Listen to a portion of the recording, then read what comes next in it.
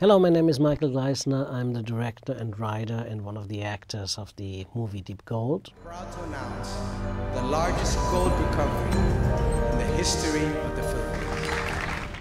Deep Gold is an explosive action-adventure set in the beautiful islands of the Philippines. Well, there's a lot of stories about gold being hidden in the Philippines, stories about the Japanese, the Nazis. Finding gold, finding a huge amount of gold, is the stuff that is great for an action movie. Action-adventure lives from locations. You want the beaches, you want the crystal clear water, you want the boats, you want the military base, you want the jungle. The Philippines and its tropical beauty has all that. And that's why it was so much fun to shoot here. Well, I love action movies and they're very dynamic. But also things change throughout the script, throughout the shooting, because sometimes we come up with ideas just in the middle of the shoot, and then you implement them and you make sure that it works with all the stuff you have shot in the past. And it's a very dynamic process. No, but what we can do is we have the goal being passed around, so you don't know how long the line is. Exactly, yeah, that's what I want. Stop. Okay, we get the door down. It would be good if you jump a little higher. You're here, you can handle it, right? You just steer and then boom. You steady camera, so you have motion. Like here, a bit of a dolly behind the tree. Exactly. And then reveal them there. Okay, done. Deep Gold is shot for a very long time. And I obviously, would love to do more action movies, but this time the duration from, start to finish has to be a lot closer. And you learn things every day on the set, and it's actually the fun thing about the movie industry, that no day is dull and no day is actually repetitive.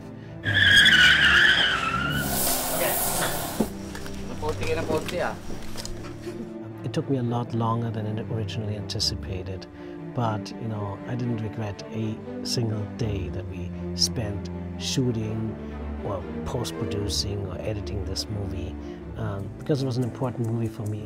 So let me tell you a little bit, what happened throughout the whole process of the shoot and, what I encountered.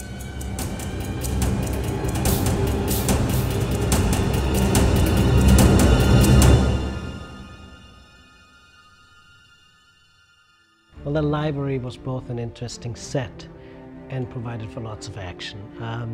We've always kind of wondered, what can we actually introduce to give a little bit more action.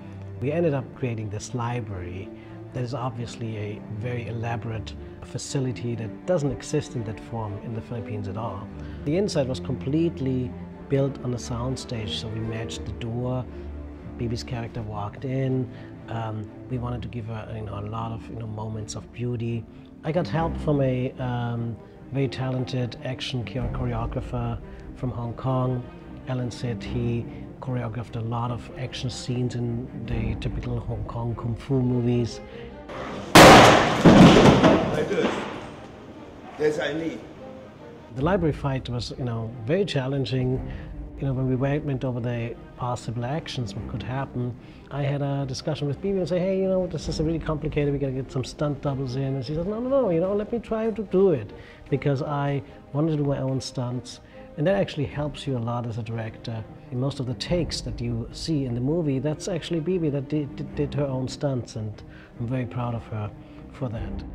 Good. See, that's what I want. What was pretty impressive was the stunt team that we hired from Manila.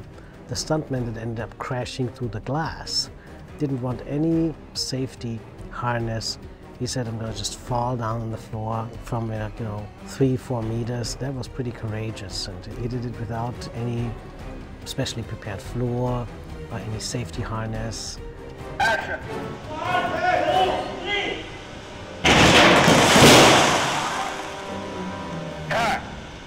It just worked, but I can imagine how painful it was to him to actually hit the floor at that speed from that height. And that is obviously a lot of fun, to use all these different components to the point that they will be destroyed at the end, and you got to capture as much as you can when the destruction happens.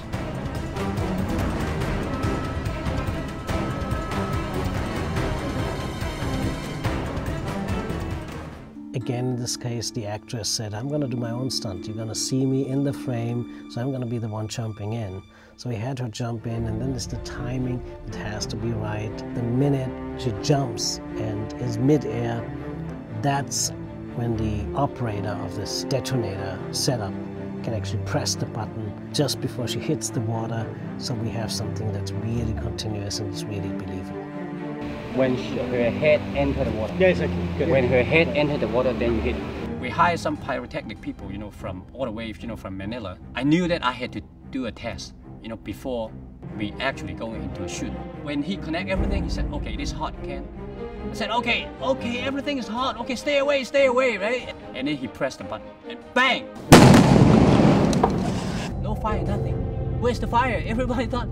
Every other take, there was no fire, or just was a bang and the thing didn't incinerate. But that's why you take enough time to get it right. And obviously, it's a stunt that's very delicate. So finally, they did another test, and it was successful. Big balls of fire, came out, big bang, and then I know that we'll be okay. We were able to check the footage right after we shot it. And what's your problem? Well, it doesn't really look like a boat's just been passed. I looked at it and I realized myself, because if you have a boat that passes the water at a certain speed, and then you cut underwater, and there's no trace of this boat, there has to be wake. I'm sure we can find something to create it. Maybe just, skies splashing. Yeah. Or really something heavy we just pull through.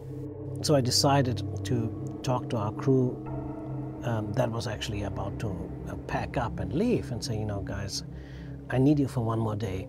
And what we did is we created a little sleigh that created that wake. And they saw it down there. Yeah, that's the position that they want. Okay. This helps a lot. This helps because a lot. This makes the connection. Yeah. So when we were shooting, we just had a bunch of people attached to a rope and they were running, created the wake, and that made it a lot more credible. And run!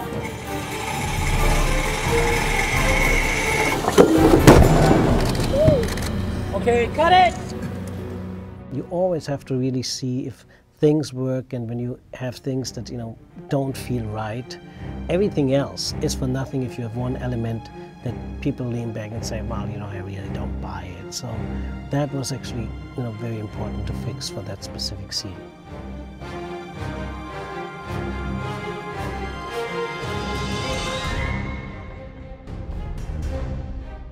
There's no action movie without a car chase. We decided to do this elaborate chase, from the yacht club, and everything that happened during the car chase was during daytime. So there's not an option for you to just, say, hey, let's do it at 2 or 4 a.m. in the morning when nobody is on the road. Now, if you know the Philippines, there's not a lot of room for error. These highways are busy, especially in Cebu. The challenges we had here in Cebu to do the car chase realistically on streets that are notorious. Yeah, I know. It takes a lot of time to coordinate things. And a combination from shooting out of another car that was sitting at the yacht club. Then we had a camera car where we actually were able to mount our crane to arm out the camera to see all the chase happening from an elevated perspective. Then we went to helicopter shoots. Additional challenge we had is, because I decided to put one of the actors in a convertible. Usually these car chases are not shot with the actor on the wheel all the time. In this case, we had to really make sure that even the stunt and precision drivers could, match the actors. Guy had reddish hair, a beard. So that really, makes things a lot more complicated. So sometimes we come up with ideas just, in the middle of the shoot, and then you implement them. Boom, right? So this comes, because you're here, you can handle it, right? You just steer and then boom.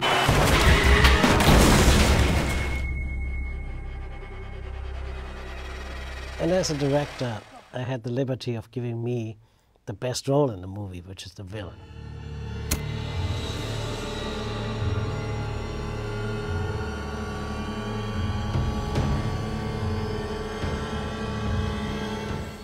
Everybody wants to play the villain. Nobody wants to play the good guy, because you know it has just much more color and much more cachet. It had to be done. You know it. I know it. Hi, girls. You're crazy. A good bad guy, yes, always is. He doesn't think he's a bad guy. He thinks he's entitled. You know, he's doing the right thing. You think so?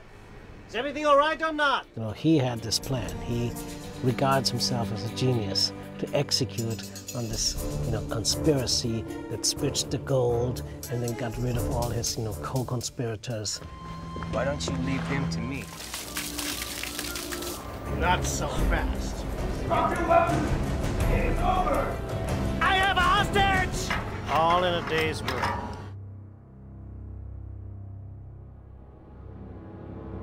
Now the final scene where Benny's character gets killed by Amy. Of course, she's a trained freediver, can hold her breath for minutes at a time, and Benny's not. And action! Well, working underwater is a lot of fun, especially for people like myself who love diving. And also Bebe, who's been a model and an underwater model also for quite some time. So she was actually very happy to do her own stunts. I never shot something, you know, underwater before, okay? And there was time that, you know, she put in 9 hours, 10 hours straight in one day, and she did everything great, you know. And really sacrificed a lot to be able to portray these scenes very, very authentically. I'd like to move it closer so we can control this a little more. Part of the scene was shot in the pool, especially those that, you know, had a camera angle from the side. From the angle, it looks good. How tight are you though? 250. Okay. I got some really tight stuff that works nice. Once you get all of your shots there, we would like to have you guys pull back so we can get a couple shots with this camera. But that's after you're done. Now, obviously, we can't have our safety divers in the frame, so there's a lot of coordination necessary when the safety diver actually, you know, gives you air, they get out of the frame, and there's kind of a signaling language that we came up with that ensures that when the actor needs air, that they come quickly and give you the air. The most difficult part is how to communicate with them inside, you know, the pool, in the water. Sometimes we use sign languages, and also we write it on a board, and it just, oh, come over, and then, you know, and we show them what we write. Okay, we want you to do this, you know, on the board, and then say, okay, we do it. Reaction to gun. Okay. All right. Obviously, we had a lot of safety divers.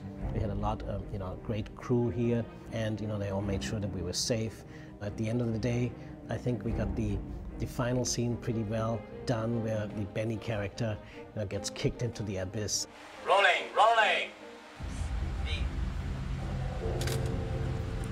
And action, let go. Tuck it.